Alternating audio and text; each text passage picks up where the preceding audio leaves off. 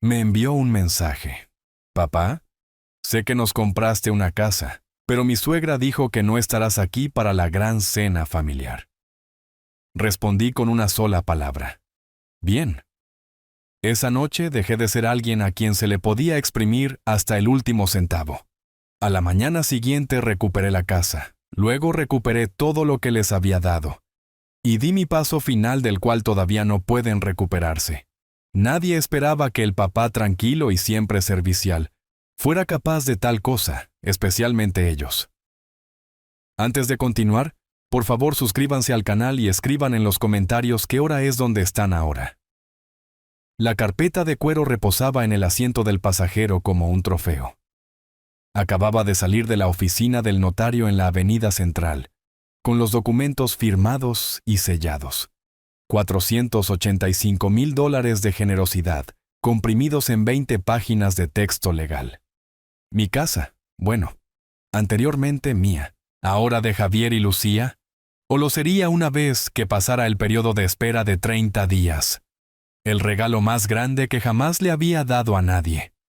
Conducía hacia el norte por la autopista principal, con las manos relajadas sobre el volante y las ventanas un poco abiertas para dejar entrar el aire de noviembre. La gran ciudad se veía limpia esa tarde, el cielo de ese azul imposible que solo se consigue en el otoño. Había pasado 5 años ahorrando para este momento, 5 años comiendo cenas congeladas en lugar de filetes, conduciendo la misma camioneta vieja en lugar de cambiarla por una nueva, saltándome los viajes de pesca a las montañas del norte que me había prometido a mí mismo después de vender mi empresa de construcción. Cada dólar había ido hacia una meta: darle a mi hijo un comienzo real, algo sólido bajo sus pies. El supermercado de productos orgánicos en la zona exclusiva no era mi parada habitual. Demasiado caro, demasiado lleno de gente comprando col rizada orgánica que fotografiaban antes de comer. Pero esta era la gran cena familiar, y yo quería ingredientes de calidad. Había planeado el menú durante semanas: pavo asado a las finas hierbas, el relleno de pan de maíz de mi madre, esas zanahorias glaseadas con miel que Lucía mencionó que le gustaban hace 3 años. Incluso lo había escrito para no olvidarlo. La sección de frutas y verduras olía a lluvia y tierra. Estaba comparando batatas cuando mi teléfono vibró en mi bolsillo. El nombre de Javier en la pantalla me hizo sonreír. Tal vez quería confirmar a qué hora debía llegar el jueves. Tal vez Lucía tenía peticiones especiales para las guarniciones. Leí el mensaje una vez, luego otra vez, luego una tercera vez, esperando que las palabras se reorganizaran en algo que tuviera sentido. Papá, sé que acabas de comprarnos la casa, pero mi suegra no quiere que vengas a la cena familiar. Lucía piensa que es mejor así. Nos vemos en otra ocasión. Mi pulgar flotó sobre la pantalla. A mi alrededor, las familias llenaban sus carritos con ingredientes para sus propias reuniones. Un hombre debatía sobre el tamaño del pavo con su esposa. 2 niños discutían sobre qué relleno de pastel prefería su abuela. Gente normal preparándose para fiestas normales con personas que los querían allí. Escribí: después de todo lo que he hecho, la casa que acabo de firmar, ¿estás eligiendo a su madre sobre tu propio padre? Lo borré. Escribí: merezco algo mejor que esto. Lo borré. Escribí: tenemos que hablar. Borré eso también. El teléfono se sentía resbaladizo en mi palma. Yo había pagado la boda de Javier hace 5 años. $35,000 por una ceremonia que los padres de Lucía no podían costear, pero en la que insistieron. Pagué la luna de miel en una isla paradisíaca. Le presté a él $15,000 para un coche que prometió pagar en 6 meses. Eso fue hace 3 años. Cubrí $8,000 en deudas de tarjetas de crédito que él había llamado una mala racha temporal. Compré $12,000 en muebles cuando se mudaron a su apartamento de alquiler, porque Lucía quería todo nuevo. Nada de tiendas de segunda mano ni de mi garaje. Y ahora Beatriz, una mujer a la que nunca había conocido, no me quería en la cena en la casa que yo acababa de comprar para su hija. Disculpe, señor, ¿se encuentra bien? Se ve pálido. Una mujer mayor estaba a mi lado, con la preocupación arrugando su rostro. Su carrito rebosaba de ingredientes para un festín. Fotos familiares decoraban la funda de su teléfono. ¿Bien?, dije. Mi voz sonaba mecánica, prestada de otra persona. Solo recordé algo. Miré mi teléfono de nuevo. El cursor parpadeaba en el campo de mensaje vacío, esperando una sabiduría que yo no tenía. En su lugar, escribí una sola palabra. Bien, lo envié. El carrito de compras se quedó abandonado donde lo había dejado. Las batatas y las hierbas frescas ya elegidas, ahora sin valor. Caminé a través de las puertas automáticas hacia el estacionamiento. El sol de la tarde golpeaba diferente ahora. Demasiado brillante, demasiado indiferente. Dentro de mi camioneta coloqué la carpeta de cuero en el tablero. 20 páginas, 5 años de sacrificio, un mensaje de texto. Mis manos encontraron el volante, lo apretaron. El protector de pantalla se agrietó ligeramente en la esquina. No me había dado cuenta de que había estado apretando el teléfono tan fuerte. La fractura se extendió como un río congelado, pequeña y contenida pero permanente. Me senté allí 15 minutos, tal vez 20. El tiempo se movía de manera extraña, espeso y resistente. Otros compradores cargaban bolsas, se alejaban, regresaban, cargaban más. A través del parabrisas, podía ver gente dentro de la tienda, empujando carritos, eligiendo productos, planeando fiestas con familias que los querían. El teléfono vibró de nuevo, Javier llamando.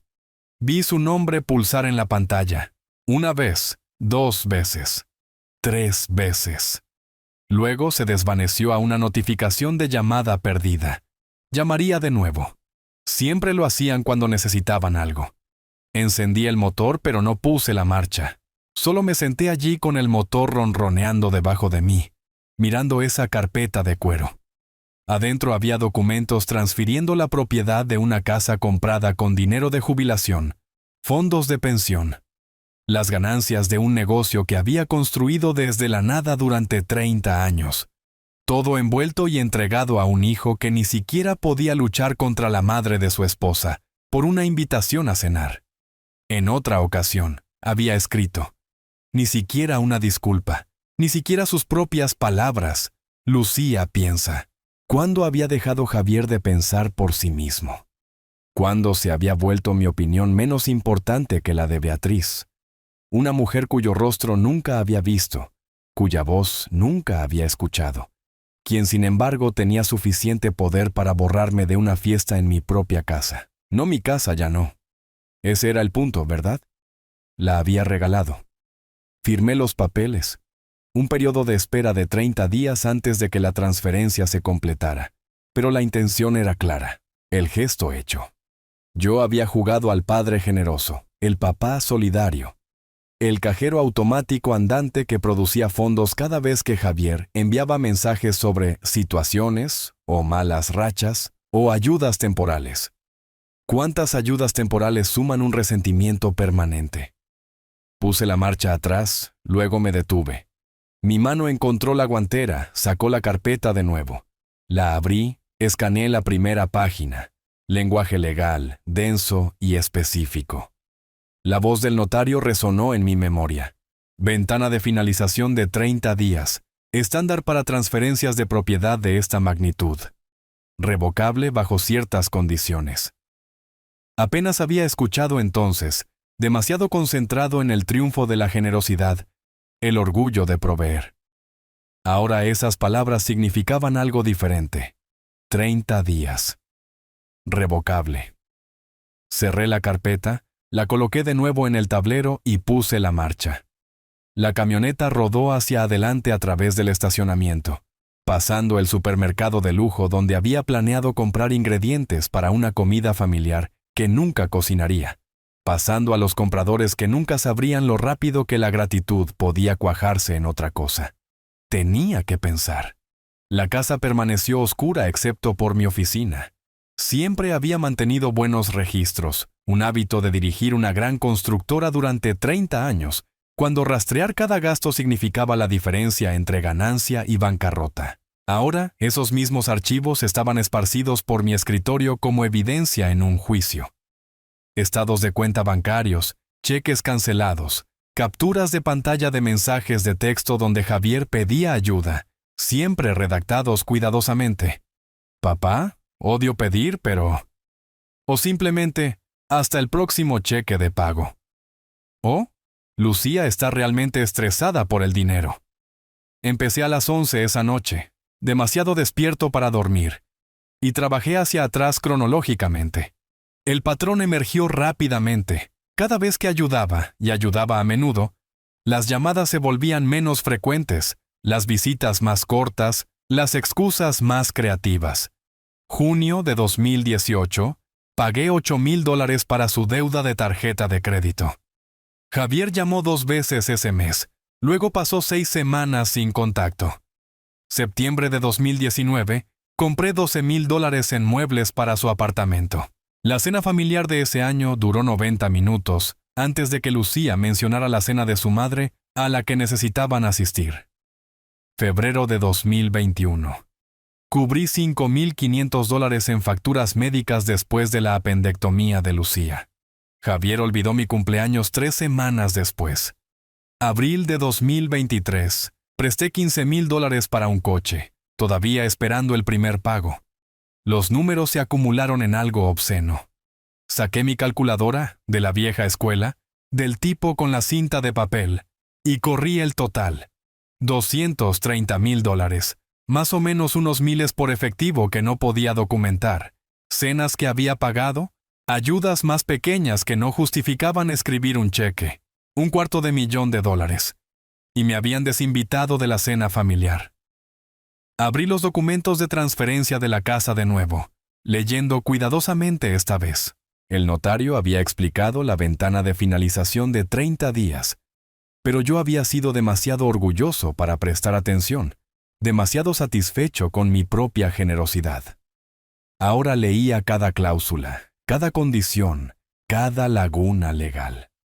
La transferencia de propiedad se considerará completa al expirar los 30 días desde la fecha de firma, siempre que no ocurra un cambio material en las circunstancias que invalide la intención de donación. Cambio material en las circunstancias. Leí la frase 3 veces, busqué la definición legal en mi computadora portátil, encontré jurisprudencia de los tribunales estatales sobre regalos revocados. Los precedentes eran claros. Si un receptor demostraba suficiente ingratitud u hostilidad, el donante podía rescindir el regalo durante el periodo de espera. Ser desinvitado de la cena familiar por alguien a quien acababas de regalarle una casa parecía una ingratitud de libro de texto. Alrededor de las 3 de la mañana hice café. No del tipo instantáneo que usualmente bebía, sino los granos buenos que guardaba para ocasiones. Ninguna ocasión ahora. Solo necesitaba el ritual, el movimiento familiar de moler, preparar y verter. Me paré en la ventana de mi cocina viendo las luces de la ciudad extenderse por el valle, sosteniendo la taza con ambas manos. Algo había cambiado dentro de mí, no roto. Roto implicaba debilidad, fragmentación, pérdida de función. Esto se sentía más como claridad, como limpiar la niebla de un vidrio para ver lo que siempre había estado allí. Mi hijo no me valoraba. Su esposa me veía como un recurso para extraer, no una persona para incluir. Y yo lo había permitido año tras año, confundiendo su tolerancia con afecto. Eso terminaba ahora. El teléfono sonó a las 7, el nombre de Javier iluminando la pantalla. Dejé que sonara 1 vez, 2 veces, 3 veces, 4. Establecí la nueva dinámica antes de contestar. Lo hice esperar. «Papá, ¿estás despierto?» «Lo estoy. Mira sobre ayer». Su voz llevaba una alegría forzada. El tono que la gente usa cuando sabe que está equivocada pero no quiere admitirlo. Beatriz solo quiere algo familiar y acogedor. Tú entiendes. Ella es particular con las fiestas. Lucía pensó que sería más fácil si... Para. Mantuve mi voz nivelada, vacía de emoción. Una voz de capataz de construcción, la que hacía que los trabajadores se detuvieran a mitad del golpe. Entiendo perfectamente. Tu suegra, a quien nunca he conocido. No me quiere en la casa que acabo de comprar para ti, la casa cuyos papeles firmé ayer, y tú aceptaste esto. Silencio en su lado. Luego, no es así. Haremos algo contigo más tarde. Tal vez el fin de semana siguiente. Lucía ya está estresada por cocinar para Beatriz y... ¿Cuánto me debes todavía por el coche, Javier? ¿Qué? La pregunta lo descolocó. ¿El coche? Papá, eso no es... Estamos hablando de la cena. $15,000, más los $8,000 por la ayuda temporal con las facturas, más $12,000 por los muebles. ¿Debo continuar? Esos fueron regalos, dijo, defensivo ahora alzando la voz. Dijiste que no necesitábamos. Dije muchas cosas. Miré la hoja de cálculo que había creado, números en columnas ordenadas, fechas registradas con precisión. Estoy reconsiderándolas todas. Hablaremos pronto. Terminé la llamada antes de que pudiera responder. El silencio después se sintió limpio. Abrí mi computadora y busqué. Ley estatal, revocación de regalo e ingratitud. Luego, abogado de contratos. La pantalla se llenó de resultados. Hice clic en sitios web, leyendo biografías de abogados, buscando a alguien que entendiera que esto no se trataba de dinero o propiedad o tecnicismos legales. Esto se trataba de respeto, de enseñar una lección que debería haberse aprendido hace años. A las 9, había reducido mi búsqueda a 3 firmas. A las 10, había redactado un correo electrónico a Vargas y Asociados, los abogados que usé cuando vendí mi constructora. Me conocían, sabían que no era frívolo ni vengativo. Sabían que cuando decía que necesitaba que se hiciera algo, tenía una buena razón. El correo electrónico se mantuvo breve, resumió la situación. Regalo de la casa, exclusión inmediata, deseo de explorar opciones para revocar la transferencia. Adjunté copias escaneadas de los documentos firmados. Mencioné la ventana de 30 días. Solicité consulta urgente. Presioné enviar antes de poder dudar de mí mismo. El archivo de acordeón del que Lucía se había burlado. ¿Por qué guardas cada recibo? Estás acumulando papel ahora. Estaba en la esquina de mi escritorio. Lo acerqué, hojeé años de generosidad documentada, gastos de boda, papeles del préstamo del coche, recibos de muebles con la firma de Lucía en los formularios de entrega. Todo preservado, todo comprobable. Ella lo había llamado acumulación. Yo lo llamaba vindicación. Mi teléfono vibró con un mensaje de texto de Javier. Papá, por favor, no te enojes. Podemos solucionar esto. No respondí. Que se pregunte, que sude, que se dé cuenta de que el cajero automático se había cerrado, que el viaje gratis había terminado, que las acciones conllevan consecuencias incluso cuando has pasado años protegido de ellas. Al mediodía, mi bandeja de entrada sonó. Vargas y Asociados. Señor Roberto, podemos verlo mañana a las 2 de la tarde. Este asunto requiere atención inmediata dado el marco de tiempo involucrado. Escribí mi respuesta. Estaré allí. Afuera, el día se había calentado a unos 22 grados. Clima perfecto de noviembre. Los vecinos decoraban para la festividad, colgando coronas y colocando esos ridículos pavos inflables. Gente normal preparándose para fiestas normales con familias que querían que estuvieran presentes. Yo ya no era gente normal. Hice una cafetera fresca, regresé a mi escritorio y comencé a organizar documentos en categorías. Préstamos nunca pagados, regalos nunca agradecidos, promesas nunca cumplidas. Cada carpeta crecía gruesa con evidencia. Cada página contaba la historia de un padre que había dado todo y recibido nada, excepto un mensaje de texto desinvitándolo de la casa que había comprado. Para la tarde, tenía una cita programada. La ventana de 30 días se estaba cerrando, pero tenía tiempo suficiente. La oficina del licenciado Vargas ocupaba el piso 12 de una torre de cristal en la avenida Central, el tipo de edificio donde los abogados cobraban lo suficiente para pagar salas de conferencias con vistas. Yo había usado a Vargas y Asociados cuando vendí mi empresa. Me conocían como alguien que no perdía su tiempo. El licenciado Vargas se veía igual que hace 5 años. Traje impecable, gafas de lectura encaramadas en su nariz, esa expresión cuidadosa que los abogados usan cuando deciden si eres serio o delirante.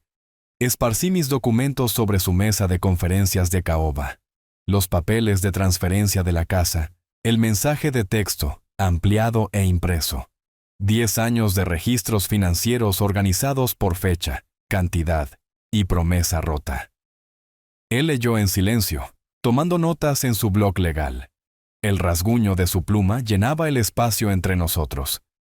Cuénteme sobre las leyes de revocación de donaciones del Estado, dije. Vargas golpeó su bolígrafo contra el bloc. Está hablando de la sección 25.211. Ingratitud grave. Un donante puede revocar un regalo si el receptor demuestra una conducta que justificaría la desheredación. Raramente se invoca, pero cuando se hace... Hizo un gesto hacia mis documentos. Casos como este. Regalo sustancial seguido de rechazo inmediato u hostilidad. ¿Ser desinvitado de la cena familiar después de comprarle una casa a alguien? ¿Eso califica? Ejemplo de libro de texto. Sacó un libro de estatutos de su estante. Lo deslizó por el escritorio con un dedo marcando la página. El precedente es claro. La ventana de transferencia de 30 días le da legitimidad legal. Con esta documentación, señaló el mensaje de texto. Presentamos la solicitud hoy. Firmé los papeles de revocación con la misma pluma que había usado 3 días antes para los documentos originales. Papeles diferentes. Misma tinta azul. La ironía se registró en algún lugar de mi mente, pero no comenté. Solo firmé mi nombre y deslicé los papeles de vuelta. Quiero todo documentado, dije. Puede que necesite más de usted pronto. La expresión de Vargas no cambió. Entendido. Amanda, la notaria que había manejado la transferencia original, presentó la revocación ante el condado esa tarde. Para la mañana, una carta certificada estaba en camino al lugar de trabajo de Javier. 2 días después, yo estaba en el garaje de estacionamiento debajo del edificio de Vargas, discutiendo un asunto separado, cuando mi teléfono vibró. El nombre de Javier apareció en la pantalla. Dejé que sonara 2 veces. Necesitaba ese momento para prepararme. Hola, Javier. ¿Qué demonios? Su voz se quebró, en algún lugar entre la rabia y el pánico. Papá, ¿qué es esto? ¿Una revocación de donación? No puedes hacer esto, ya le hemos dicho a todos. Los padres de Lucía vinieron a ver la casa. Publicamos fotos, la gente en el trabajo lo sabe. Me recosté contra mi camioneta. El garaje de concreto amplificaba su voz.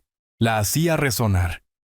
Le dijeron a todos antes de que fuera oficialmente suya, dije. Mala planificación. Esto es una locura. ¿Por una cena? ¿Estás destruyendo nuestro futuro por una festividad? No, Javier. Mantuve mi voz nivelada, vacía de calor. Tú hiciste eso cuando elegiste a su madre sobre tu padre. Solo estoy corrigiendo mi error. El silencio se estiró. Podía escuchar la respiración en su extremo, alguien diciendo algo en el fondo. Luego la voz de Lucía, aguda y cercana. Déjame hablar con él. Sonidos de forcejeo. Ella había agarrado el teléfono. Viejo manipulador. La voz de Lucía goteaba veneno. Después de todo lo que hemos hecho por ti, las visitas, las llamadas, lidiar con tus constantes expectativas, ¿crees que el dinero significa que somos de tu propiedad? Saqué la hoja de cálculo en mi teléfono. Leí desde la pantalla. ¿Todo lo que han hecho? Mantuve mi tono plano, matemático. Déjame refrescar tu memoria. $35,000 por una boda en la que no fui consultado. $15,000 por un coche que todavía no han pagado. $8,000 en ayuda temporal que se volvió permanente. $12,000 en muebles y una casa en la que nunca vivirán. Eso es lo que yo he hecho. ¿Qué, exactamente, han hecho ustedes? Nosotros te incluimos en nuestras vidas. Eso debería ser suficiente. No lo fue. Desconecté antes de que ella pudiera responder. El garaje se quedó en silencio. En algún lugar arriba de mí, el tráfico zumbaba en la avenida central. Gente normal conduciendo a destinos normales. Sus familias probablemente intactas, probablemente funcionales. Me senté en mi camioneta por 20 minutos, motor apagado, sintiendo el vacío donde algo solía estar. No triunfo, no satisfacción, solo ausencia. Como un diente extraído. Sigues tocando el hueco con la lengua, confirmando que realmente se ha ido.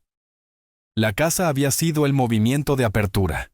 Javier y Lucía se apresurarían ahora. Entrarían en pánico, tal vez contraatacarían. Beatriz los aconsejaría, los envenenaría más contra mí. Necesitaba mantenerme adelante. La carta que le había pedido a Vargas que redactara, la demanda de pago del préstamo, llegaría para el final de la semana. La carta certificada llegó un sábado por la mañana. No estuve allí para verlo, pero podía imaginar la escena lo suficientemente clara. Lucía firmando por ella, rasgando el sobre, su grito haciendo correr a Javier desde la ducha. Vargas había sido minucioso. Cada préstamo detallado, cada cheque copiado, cada mensaje de texto donde Javier prometía «solo temporal, papá», adjunto como evidencia. El total llegaba a $35,000, pago vencido en 60 días. Me senté en mi oficina esa tarde cuando Vargas llamó para confirmar la entrega. «La recibieron», dijo. «Firmada a las 9:43 de esta mañana». «¿Bien? ¿Estás seguro de esto, Roberto? Es agresivo. Se sentirán acorralados». «Ese es el punto». Hizo una pausa. «Está bien. Avísame cuando te contacten». Lo intentaron.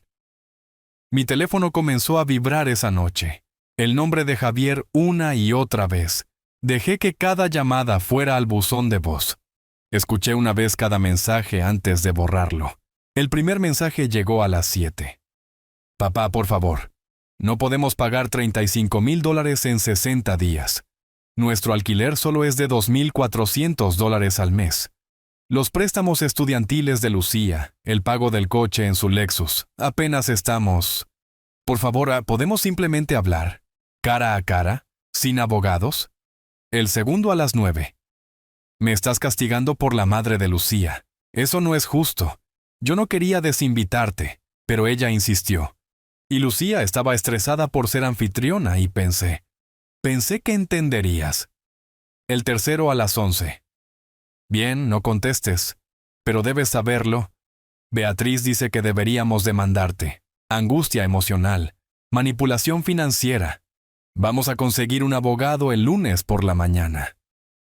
Borré ese con particular satisfacción. El lunes por la tarde, Vargas llamó de nuevo. Consultaron a un abogado, dijo. Podía escuchar diversión en su voz.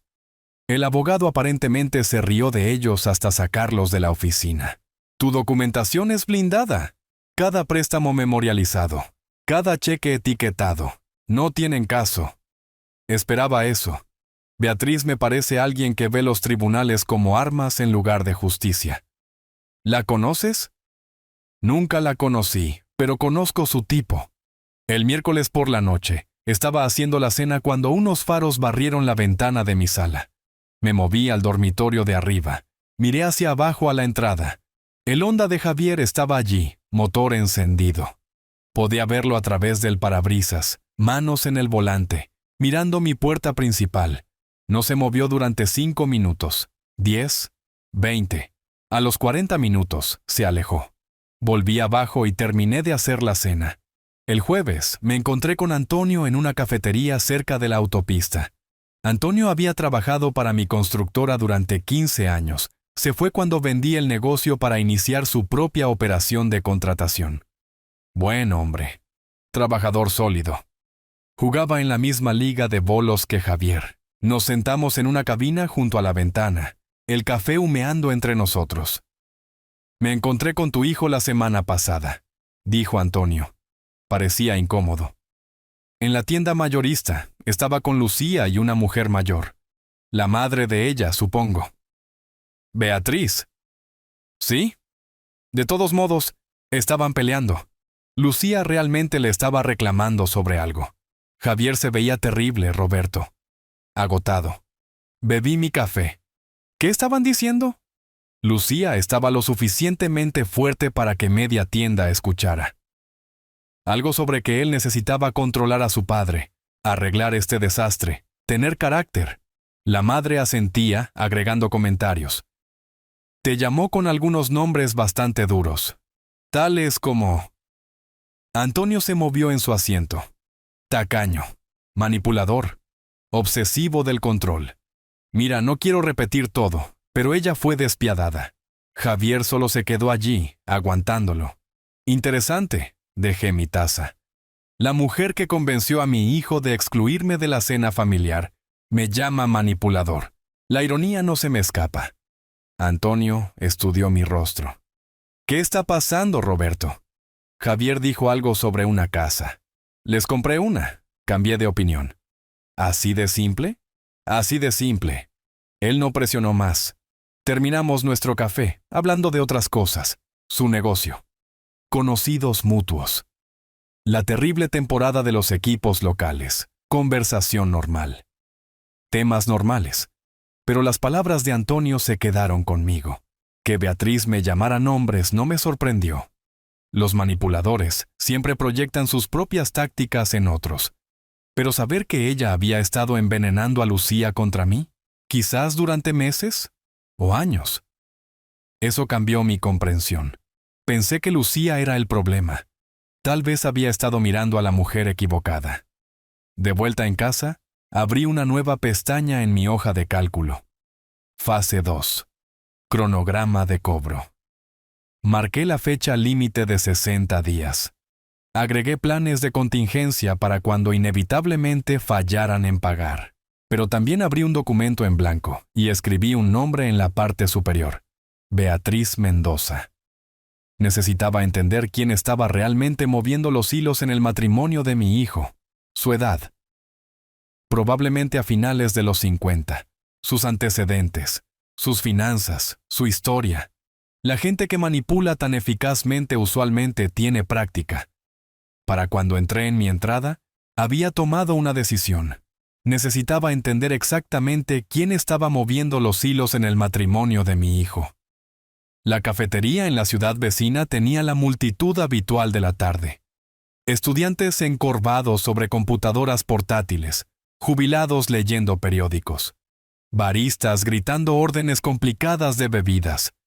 Me senté en la esquina trasera, lejos de las ventanas, y vi al investigador privado entrar por la puerta exactamente a tiempo. El licenciado Vargas lo había recomendado. Discreto, minucioso, no hace preguntas que no quieres responder. El investigador, Felipe, sin apellido ofrecido, deslizó una carpeta manila sobre la mesa. No pidió café. No hizo charla trivial. Beatriz Mendoza, dijo, 58 años, divorciada en 2019. Operaba una tienda de ropa boutique en el centro comercial llamada Elegancia de Mendoza. Fracasó en 2023. Abrí la carpeta.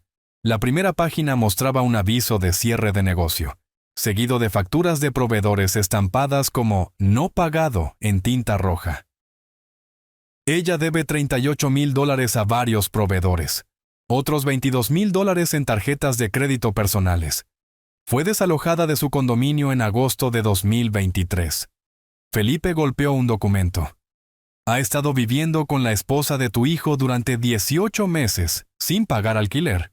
Hojeé estados de cuenta bancarios, informes de crédito, registros de desalojo. El colapso financiero expuesto como una autopsia. Estos son mensajes de texto. Felipe indicó una pila de capturas de pantalla, obtenidos legalmente a través de una cuenta compartida en la nube, a la que Lucía le dio acceso. Se remontan a 2 años. Leí el primero, fechado 6 meses después de que Beatriz se mudara. Tu suegro está forrado. Haz que pague por la casa. Está retirado. ¿Para qué más es su dinero? Otro de la Navidad pasada. No dejes que te controle con su dinero. Exige lo que mereces. Los viejos necesitan ser útiles o... ¿Cuál es el punto? Leí cada mensaje 2 veces. Me dolía la mandíbula de apretarla. La presión financiera bajo la que está explica su comportamiento, dijo Felipe. Ella los necesita financieramente, lo que significa que necesita controlar la relación. No puede tenerte interfiriendo con su boleto de comida. Encontraste conversaciones donde aconsejaba a Lucía exigirme la casa. Múltiples durante 2 años. Haz que pague. Él te debe. No dejes que te controle con su dinero. Tácticas de manipulación estándar. Ella te posicionó como el enemigo antes de que tú hicieras algo. Cerré la carpeta. Pagué a Felipe sus honorarios más un bono por la minuciosidad. Conduje a casa con la carpeta en el asiento del pasajero, sintiendo el peso de la validación asentarse sobre mí como una armadura. Esa noche, envié 2 mensajes de texto. A la tía Carmen, la hermana de mi difunta esposa Elena. Cena familiar. Martes, 6 de la tarde. Necesito hablar de Javier. Al tío Manuel, su hermano. Lo mismo. Ninguno hizo preguntas. Solo respondieron, sí. Pasé el lunes limpiando una casa que no necesitaba limpieza. Aspiré alfombras, limpié encimeras, fregué el fregadero de la cocina hasta que brilló. Necesitaba el movimiento, la rutina. Algo para ocupar mis manos mientras mi mente organizaba la presentación. El martes a las 6, la tía Carmen llegó primero. Ella había visto crecer a Javier. Lo había cuidado cuando Elena y yo íbamos a conferencias de construcción. Le enseñó a andar en bicicleta cuando yo trabajaba días de 18 horas. Su abrazo duró más de lo habitual. ¿De qué se trata esto, Roberto? ¿Espera a Manuel? Él llegó 10 minutos después, todavía con su ropa de trabajo, oliendo a aserrín y aceite de máquina. Habíamos construido mi primer taller juntos hace 30 años. Seguimos siendo amigos a través de la enfermedad y muerte de mi esposa. Apretó mi hombro sin hablar. Serví estofado de carne, simple, del tipo que mi esposa solía hacer. Comimos sin mucha conversación. Solo después de que se retiraron los platos, abrí mi computadora portátil. Necesito mostrarles algo. Durante la siguiente hora, lo expuse todo. El regalo de la casa, el mensaje de texto excluyéndome de la cena familiar, la revocación, la demanda del préstamo, y luego el informe de Beatriz, bancarrota, situación de vida parásita, 2 años de manipulación documentada. Los ojos de Carmen se llenaron de lágrimas, no de tristeza, de furia. Roberto, sabía que Lucía había cambiado contigo, pero no me di cuenta de que Beatriz la ha estado envenenando contra ti todo este tiempo, mientras vive de ellos. Durante 2 años, aparentemente. El investigador encontró textos que se remontan a cuando se mudó. Convenció a Lucía de que yo estaba tratando de controlarlos con dinero. Irónico, considerando su motivación. Manuel estaba junto a la ventana, sosteniendo páginas del informe con manos que temblaban ligeramente. Javier necesita saber sobre esto, dijo en voz baja. Su propia suegra ha estado manipulando a su esposa contra ti mientras vive a sus costillas. Él lo sabe. Lo dudo.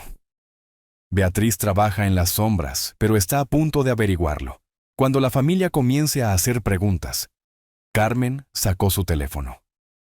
Lo estoy llamando ahora mismo.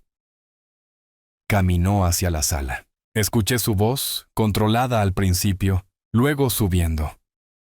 Javier, es la tía Carmen. Tu padre nos invitó a Manuel y a mí esta noche. Nos mostró todo. La casa, el dinero, las deudas de Beatriz, los mensajes de texto. ¿Cómo pudiste excluirlo de la cena? ¿Después de todo lo que ha hecho? ¿Después de lo que tu madre hubiera querido? La voz de Javier llegaba débilmente, defensiva. Carmen lo interrumpió.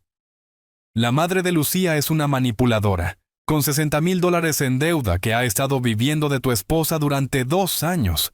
Tu padre documentó todo. Toda la familia lo sabe ahora, Javier. Todos estamos avergonzados de cómo lo has tratado. Ella hizo 2 llamadas más esa noche. A su hija. Al hijo de Manuel. Para la mañana, la red familiar extendida estaba zumbando. Durante los siguientes 3 días, mi teléfono se mantuvo tranquilo, pero Antonio envió capturas de pantalla. La prima de Lucía del lado de su madre enviando mensajes de texto a Javier. Todos sabemos lo que le hiciste al tío Roberto. La tía Margarita eliminando a Lucía del grupo familiar de Facebook. Viejas fotos de escenas pasadas siendo republicadas con leyendas punzantes. ¿Recuerdan cuando la familia realmente significaba algo? Guardé cada captura de pantalla en mi carpeta de documentación. No sonreí. No me regodeé. Solo vi la presión social crecer como agua detrás de una presa. El jueves por la noche, Antonio llamó. Vi a tu nuera en el centro comercial. Parecía que había estado llorando. Dio media vuelta y salió cuando me vio en la sección de electrónica. ¿Beatriz todavía vive con ellos? Según Javier, sí. Lo mencionó en los bolos anoche. Dijo algo sobre que su suegra no entendía los límites. Las grietas se estaban mostrando. El viernes por la mañana sonó mi teléfono. Carmen. Javier me devolvió la llamada. Estaba diferente, más callado.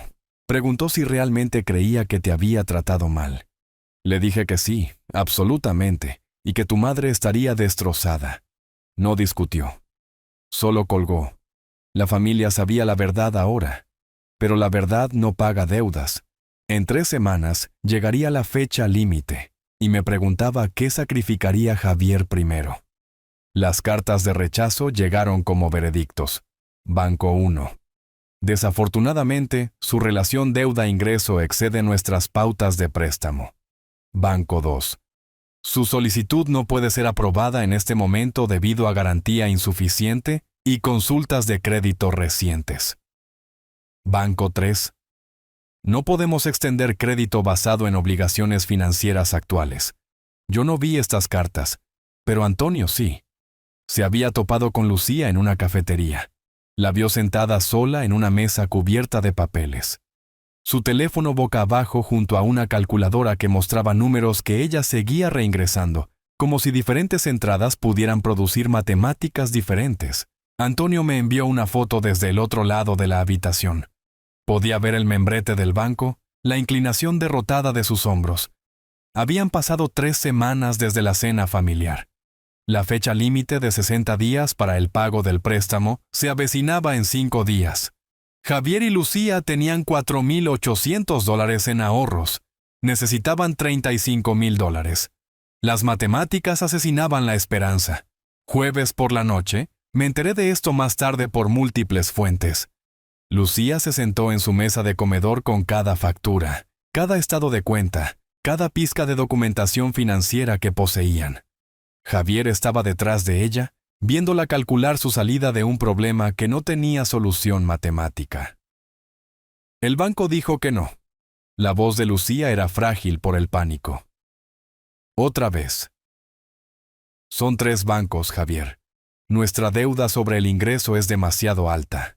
No nos tocarán.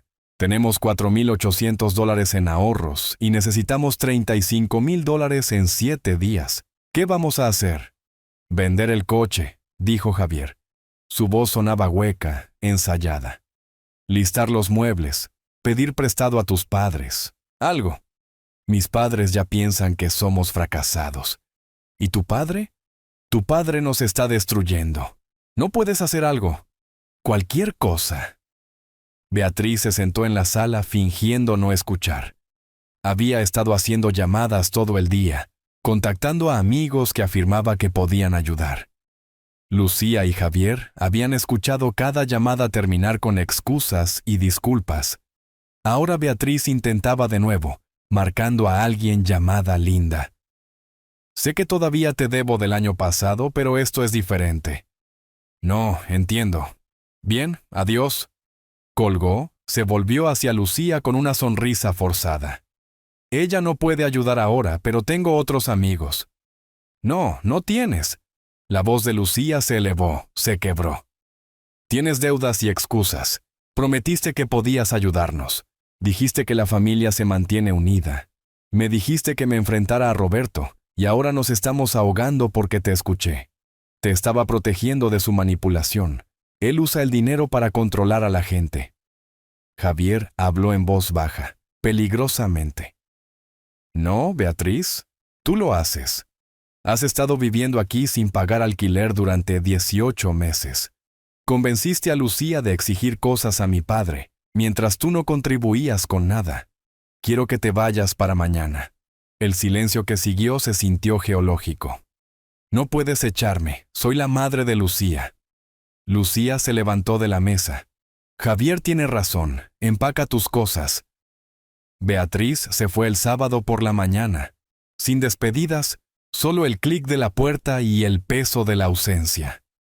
Para entonces, Lucía ya había publicado su Lexus en todas las plataformas de ventas que pudo encontrar. El precio de lista, $26,000. $4,000 por debajo del valor de mercado. La desesperación tiene un olor. Los compradores lo reconocen. El martes por la tarde, estaba en mi escritorio revisando contratos cuando miré por la ventana. El Honda de Javier estaba en el estacionamiento de la empresa. Revisé la hora. 2:47 de la tarde. Regresé a mi trabajo, tomé 3 llamadas, revisé 2 ofertas, hice notas para la reunión del jueves. A las 5:30 reuní mis cosas y me dirigí al estacionamiento. El coche de Javier todavía estaba allí. Salió cuando me vio, caminó hacia mi camioneta con la postura de alguien que ya había perdido. Papá, por favor, solo escúchame. Nos comunicamos a través de Vargas ahora, Javier, lo sabes. No podemos conseguir el dinero. Su voz se quebró. El banco dijo que no. Estamos vendiendo el coche de Lucía, vendiendo muebles, pero todavía nos faltará. Podemos acordar pagos. ¿Un plan? ¿Algo? No salí de mi camioneta. Mantuve la ventana baja, motor encendido. Tuvieron 60 días. Eligieron pasar 3 semanas entrando en pánico en lugar de actuar. La fecha límite es el viernes. Pago completo o Vargas presenta la demanda el lunes por la mañana. Esas son sus opciones. ¿Soy tu hijo? Las palabras colgaron entre nosotros. Lo miré. Más delgado que hace un mes. Agotado. Atrapado. Eras mi hijo cuando me excluiste de la cena familiar. Dije. Cada palabra salió medida, fría. Eras mi hijo cuando dejaste que Beatriz manipulara a tu esposa contra mí. Eras mi hijo cuando pasaste 10 años tratándome como un cajero automático. Ahora eres un deudor. Paga lo que debes. Subí la ventana, conduje lejos. En mi espejo retrovisor, Javier estaba parado en el estacionamiento, solo. Esa noche, Antonio llamó. Vi a Javier y Lucía en el lote de autos usados en la avenida principal. Ella estaba llorando mientras negociaban el valor de intercambio. El gerente les estaba ofreciendo poco. $15,000 por un Lexus que vale $28,000. Precio de desesperación. Lo tomaron. ¿Alcanzaron la cantidad total? Ni cerca. Tal vez $22,000 en total con las ventas de muebles. Todavía les faltan $13,000 con 2 días restantes. Entonces tendrán que decidir qué importa más. ¿Orgullo o consecuencias? Llegó la mañana del viernes. Día límite.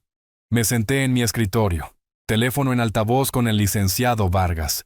Esperando ver si la transferencia bancaria llegaba a mi cuenta para las 5 de la tarde. Puede que no lo logren, dijo Vargas. ¿Estás preparado para el litigio?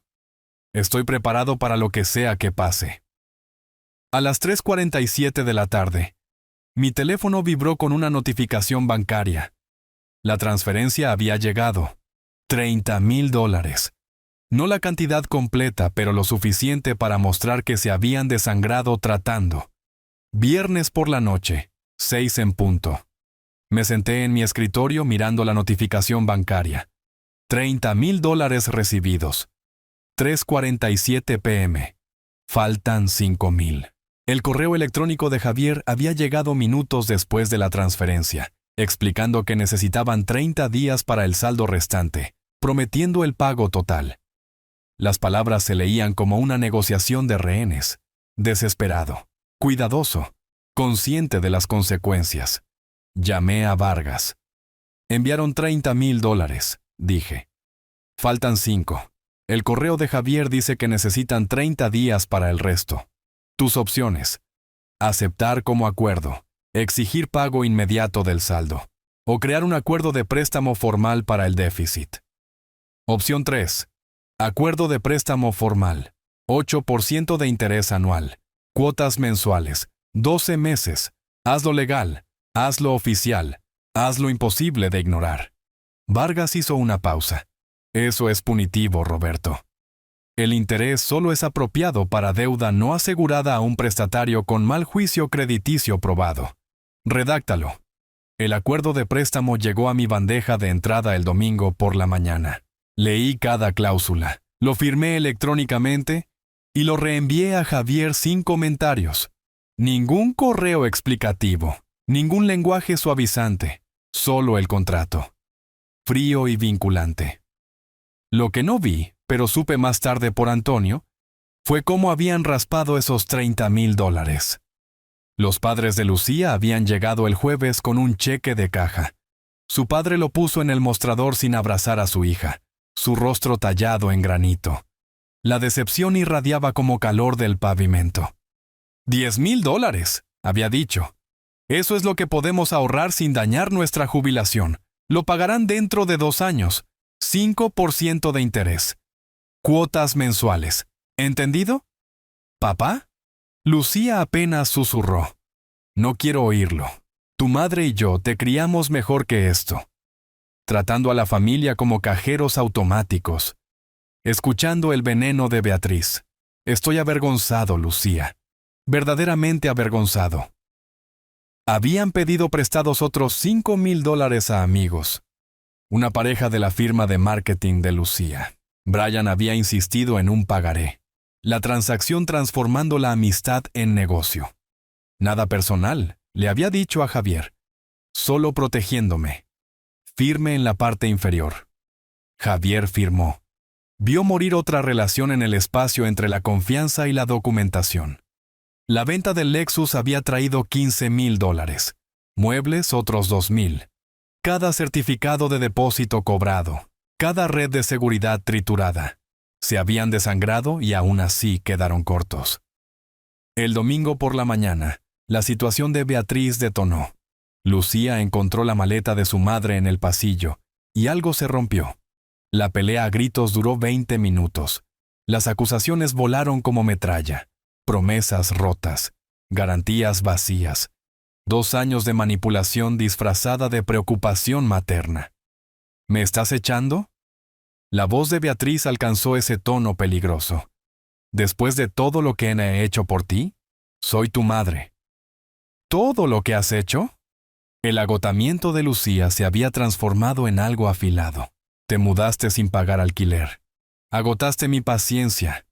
Me pusiste en contra de Roberto. Y cuando necesitamos ayuda, prometiste dinero que no tenías. No me protegiste, me usaste. Vete. Beatriz agarró su maleta, se detuvo en la puerta. Terminarás sola y rota, igual que tu suegro. Eso es lo que les pasa a los hijos malagradecidos. Lucía cerró la puerta de un golpe tan fuerte que el marco crujió. Tarde el domingo por la noche, Javier y Lucía se sentaron en su sala despojada. Pared vacía donde había estado la mesa de consola. Sillón faltante, solo un sofá y una mesa de café restantes. Muebles como metáfora. Mi padre tenía razón, ¿sabes?, dijo Javier en voz baja. Sobre Beatriz, sobre nosotros aprovechándonos, sobre ser tratado como una billetera en lugar de familia. Lo he sabido por un tiempo, pero no quería admitirlo. Lucía lo miró, demasiado cansada para discutir. ¿Entonces qué hacemos? No lo sé. Disculparse se siente vacío después de lo que hemos hecho. Tal vez solo vivimos con ello. Pagamos nuestras deudas. Probamos que somos mejores que esto. Lo somos, sin embargo, mejores que esto. Javier no tenía respuesta. Solo silencio llenando el espacio donde solía vivir la certeza. El lunes a las 11 de la noche, la notificación de firma digital llegó al teléfono de Javier. La abrió en la mesa de su cocina, con la mano temblando ligeramente mientras se desplazaba por el lenguaje legal, que formalizaba su fracaso. 8% de interés. Pagos mensuales de $450. 12 meses. Cada cláusula un recordatorio de que él no era un hijo recibiendo ayuda. Era un deudor, cumpliendo obligaciones. Firmó. Vio aparecer la pantalla de confirmación. Sintió algo fundamental cambiar en su comprensión de la familia. El martes por la mañana, recibí el acuerdo firmado. Lo abrí. Revisé la firma. Lo guardé en mi carpeta de documentos legales. Javier estaba ahora contractualmente obligado a pagarme $450 mensuales durante 12 meses. No como hijo a padre, sino como deudor a acreedor. La transformación estaba completa. El primer pago vencería en 30 días. Puse un recordatorio en el calendario y me pregunté si realmente lo haría, o si necesitaría perseguir el cobro. De cualquier manera, la lección fue enseñada. La notificación llegó un martes por la mañana a principios de diciembre. Pago recibido. $450. Cuota final. Marqué la hoja de cálculo, celda verde. Deuda satisfecha, libro mayor equilibrado. La victoria se sintió hueca, como ganar una discusión con alguien que había dejado de escuchar. Habían pasado 6 semanas desde que Javier firmó el acuerdo de préstamo. 6 semanas de pagos mensuales llegando exactamente a tiempo, cada uno automático, impersonal, transaccional. El dinero importaba menos que lo que representaba. Un hijo pagándole a su padre como un banco. Obligación reemplazando relación. Antonio me había estado manteniendo informado sin que yo preguntara. Pequeñas observaciones.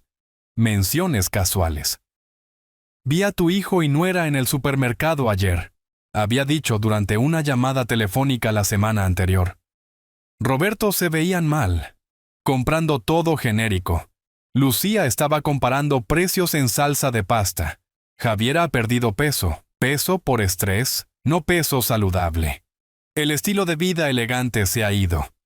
Eso es lo que pasa cuando vives más allá de tus medios y pierdes tu respaldo financiero. Había dicho yo. Están aprendiendo. ¿Planeas contactarlos? Vienen las fiestas y todo eso. Cuando la gente aprende lecciones de la manera difícil, interrumpir la lección no ayuda. Necesitan sentarse con ello. Lo había dicho en serio. Todavía lo hacía. Pero algo sobre esa notificación de pago final se sentó diferente en mi pecho. Las consecuencias se habían extendido más allá de solo Javier y Lucía. Antonio mencionó que se había corrido la voz. Dinámicas de comunidad pequeña en el área metropolitana. Todos conociendo a alguien que conocía a alguien.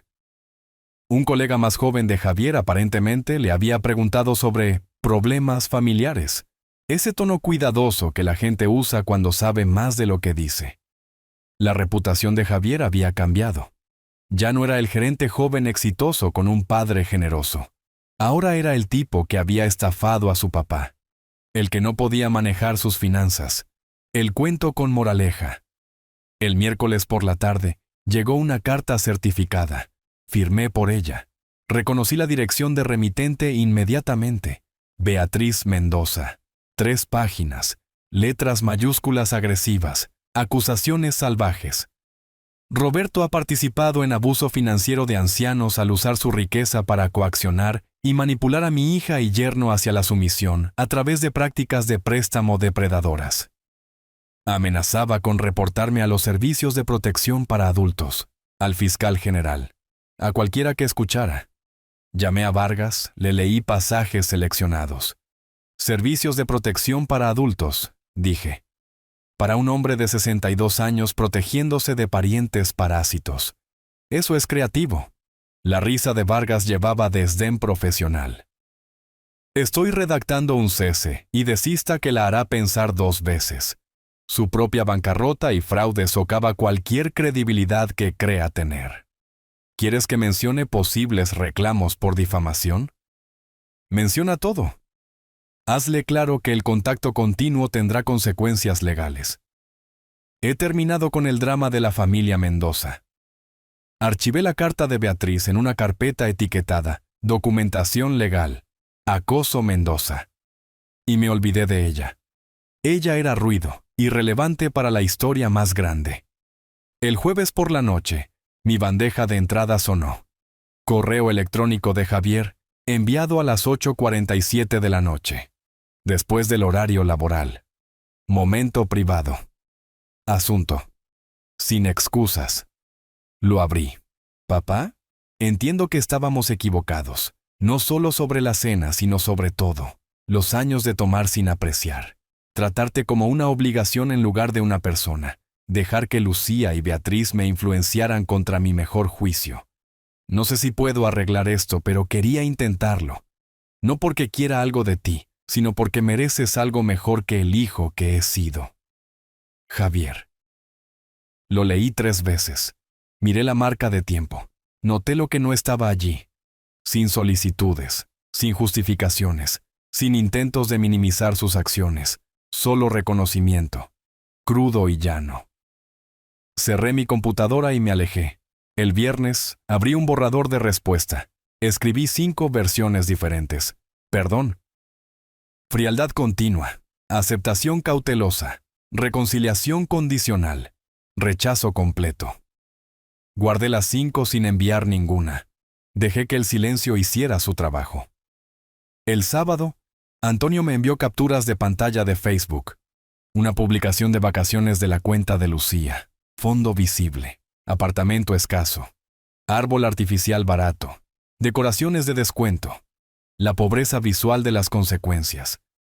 Guardé las imágenes en mi carpeta de documentación. Evidencia de lección aprendida. El domingo, abrí el correo de Javier de nuevo. Lo leí por 10ª vez.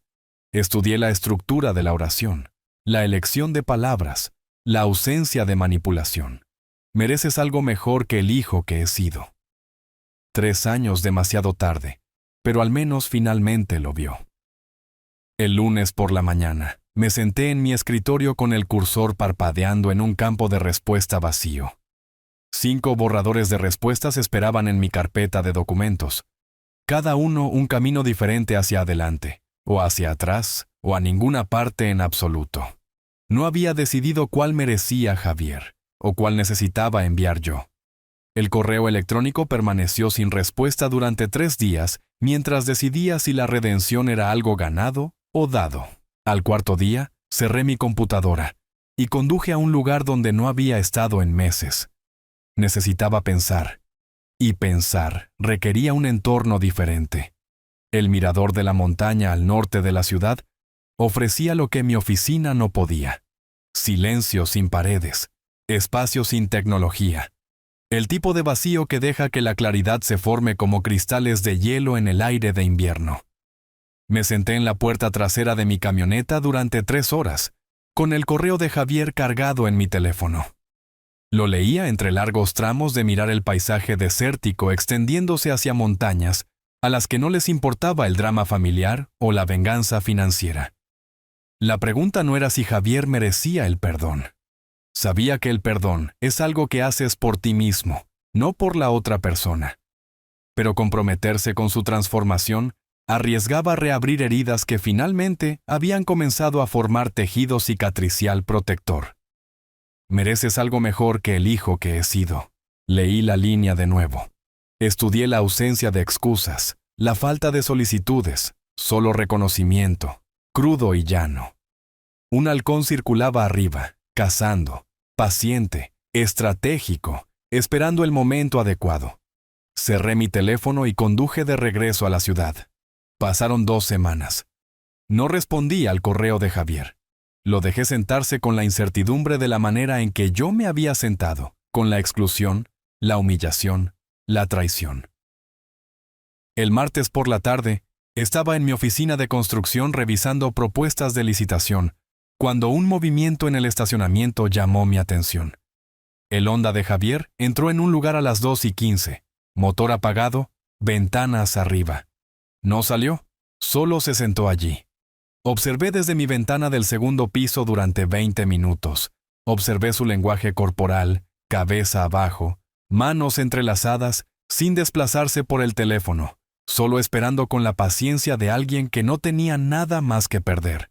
Tenía una opción: ignorarlo, salir por la salida trasera, ir a casa, o enfrentar la conversación que se había estado construyendo desde ese mensaje de texto de la cena familiar. El halcón había encontrado su momento. Bajé las escaleras lentamente. Me detuve en la sala de conferencias. Dejé la puerta abierta. Conversación sí, privacidad no, distancia profesional mantenida. Luego caminé hacia la entrada del edificio.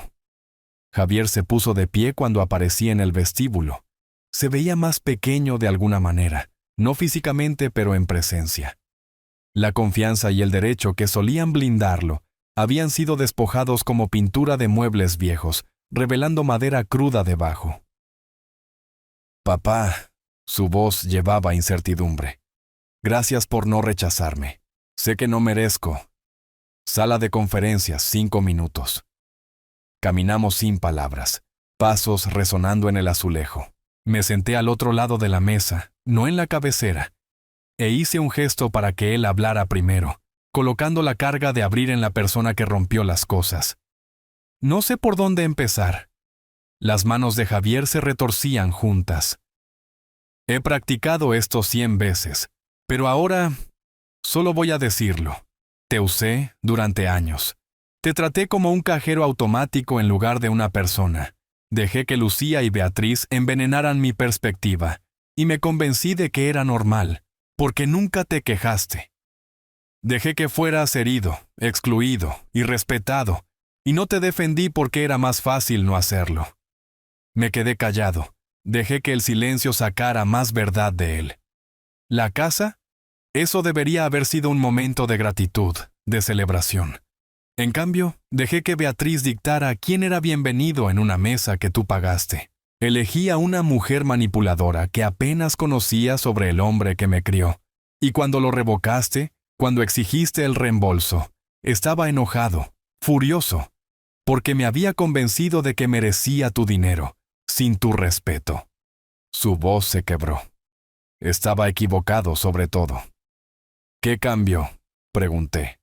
¿Las consecuencias o el entendimiento? Las lágrimas vinieron entonces, reales, del tipo que no puedes fingir. ¿Ambos? Al principio fue solo pánico, el dinero, la casa, la humillación. Pero en algún lugar entre vender nuestro coche, pedir prestado a amigos, verte negarte incluso a hablar conmigo. Me di cuenta de que no me estabas castigando. Me estabas mostrando la verdad que había estado evitando. Que me había convertido en alguien de quien mi madre estaría avergonzada, alguien de quien tenías todo el derecho de alejarte. Me incliné ligeramente hacia adelante. Eres mi hijo, Javier. Nunca dejé de amarte. Incluso cuando revoqué la casa, exigí el reembolso, rechacé tus llamadas. Eso fue amor, no crueldad. Dejarte continuar usándome hubiera sido crueldad, para ambos. ¿Puedes perdonarme? La pregunta colgó entre nosotros como humo. Eventualmente, tal vez, dije.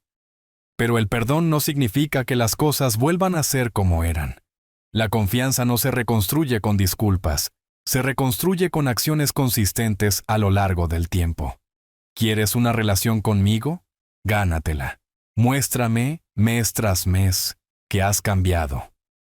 Sin grandes gestos, sin promesas dramáticas, solo comportamiento constante y respetuoso. Javier asintió, limpiándose los ojos. Entiendo. Y Lucía, ella quiere disculparse también. Ha estado yendo a consejería conmigo. Estamos trabajando en todo. El sentido de derecho, la manipulación, el daño que hizo Beatriz. Ella sabe que jugó un papel enorme en esto. Me alegra que estén recibiendo ayuda, pero necesito que entiendas algo. Esta es tu última oportunidad. Tengo 62 años. No tengo tiempo para ciclos de traición y reconciliación. Si esto sucede de nuevo, si tú o Lucía me tratan como menos de lo que merezco, he terminado, permanentemente. Sin salida dramática, sin explicaciones, solo límites que no se doblan. No sucederá de nuevo. La voz de Javier llevaba una firmeza que no había escuchado en años. Juro por todo lo que me queda, que no es mucho, que probaré que valgo la pena tener como hijo. Me puse de pie, extendí mi mano para un apretón de manos, no un abrazo. Entonces empecemos pequeño. Café la próxima semana, lugar público, 1 hora. Veremos cómo va. Javier tomó mi mano, la gratitud inundando su rostro. Gracias, papá, por no renunciar a mí completamente. Hice una pausa en la puerta. Renuncié al hijo que eras. Estoy conociendo al hijo en el que estás tratando de convertirte. No me decepciones de nuevo. Lo vi caminar hacia su modesto Honda, hombros menos cargados que cuando había llegado. La conversación de 5 minutos se había estirado a 20, pero no lamenté el tiempo. El café la próxima semana sería la prueba, si se presentaba, cómo actuaba, qué decía cuando no había crisis forzando la honestidad. Conduje a casa sintiendo algo que no había sentido en meses. No esperanza exactamente, pero posibilidad. Y eso era suficiente por ahora. 3 semanas de reconexión gradual, 2 reuniones de café, ambas en cafés públicos, ambas exactamente 1 hora, ambas sorprendentemente cómodas. Un almuerzo donde Javier habló sobre consejería y Lucía habló sobre reconocer las tácticas de manipulación de su madre. Pequeños pasos, progreso medido. Ahora esto, cena en su apartamento. Invitación de Javier, cocina de Lucía, 3 personas solamente. Beatriz explícitamente excluida. El complejo de apartamentos se veía desgastado a la luz de la tarde. El estacionamiento salpicado de vehículos más viejos.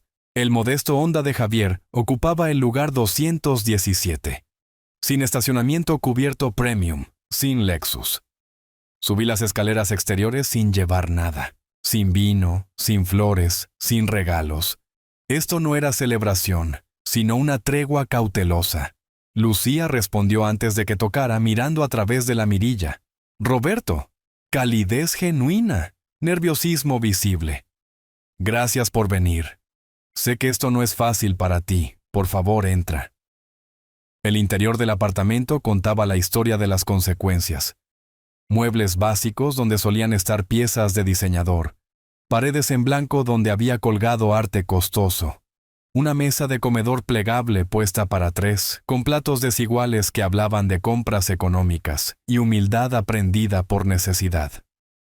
No es lujoso, papá. Javier dejó un plato de servir. Nos estamos ajustando a diferentes circunstancias, pero la compañía es lo que importa, ¿verdad? Lo lujoso nunca me importó, dije. Ser respetado sí. La cena fue simple. Pollo asado, verduras, arroz. Las manos de Lucía temblaban ligeramente al servirlo, no por miedo, sino por el peso de saber que esta comida representaba una posible redención o un fracaso final. A mitad de camino, Lucía dejó su tenedor. Roberto, necesito decir algo que debería haber dicho hace meses. Lo siento.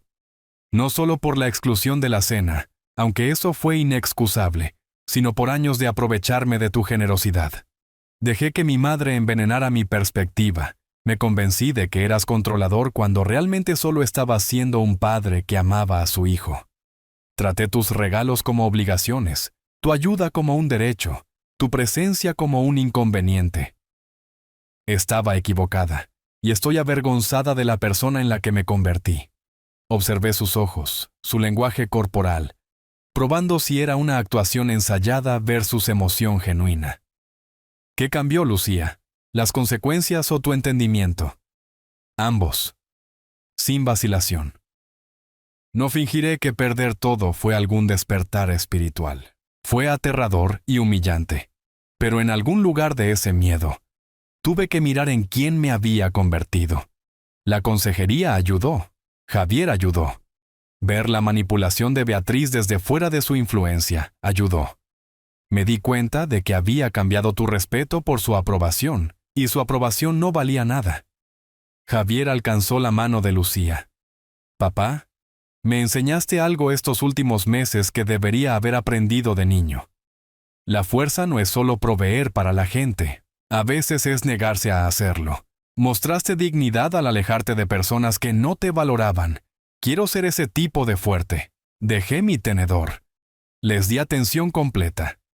Aprecio las palabras de ambos, pero necesito que entiendan algo claramente. Esta es su última oportunidad. Tengo 62 años. No tengo 20 años para ver si realmente han cambiado.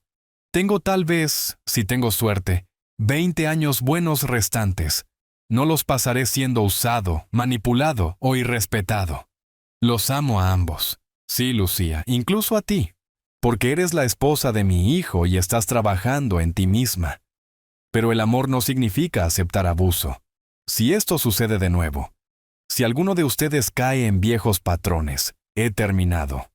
Sin drama, sin argumentos, solo límites que no se doblan. Se quedaron en silencio durante 30 segundos, digiriendo el peso de mis palabras en lugar de responder inmediatamente con promesas. Ese silencio me convenció más de lo que cualquier tranquilidad podría haberlo hecho. «Entendemos», dijo Lucía finalmente. «No deberías tener que decir esto en absoluto, pero nos hemos ganado la advertencia». «Lo verás, papá», agregó Javier. «No en palabras, sino en acciones. Vamos a probar que valemos la pena tener en tu vida. Estoy aquí esta noche porque quiero creer eso. Sigan mostrándomelo». La conversación cambió a temas más ligeros. Javier preguntó qué había estado haciendo con mi tiempo ahora que no estaba manejando su caos.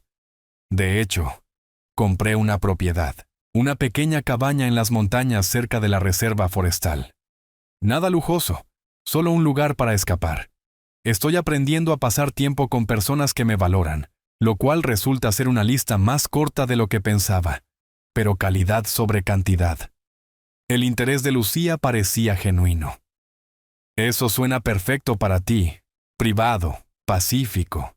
¿Nos invitarías alguna vez allí? Tal vez algún día si llegamos allí». Fui honesto con ellos. Es un lugar para personas en las que confío, y la confianza todavía se está reconstruyendo, pero es posible.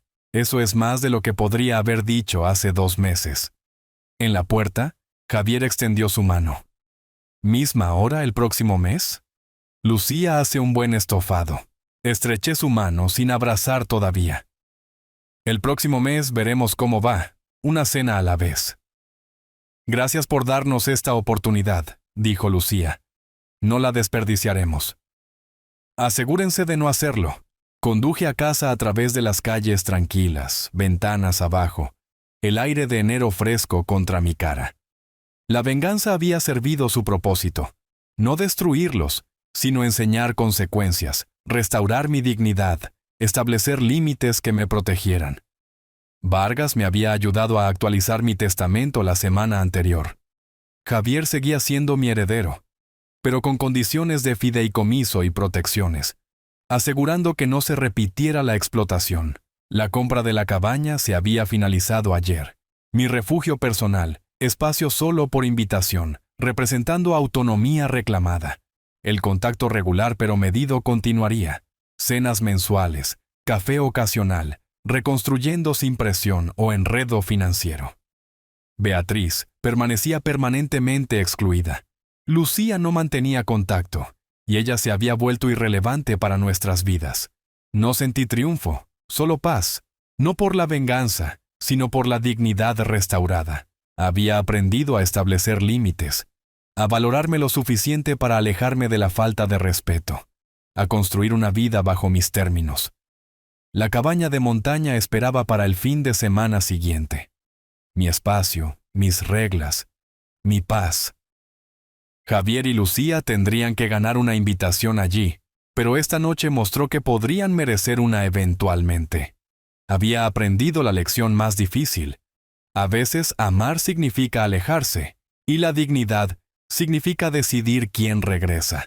Si les gustó esta historia, por favor denle me gusta a este video, suscríbanse al canal y compartan sus impresiones de esta historia en los comentarios. Para escuchar la siguiente historia, hagan clic en el recuadro de la izquierda. Gracias por ver.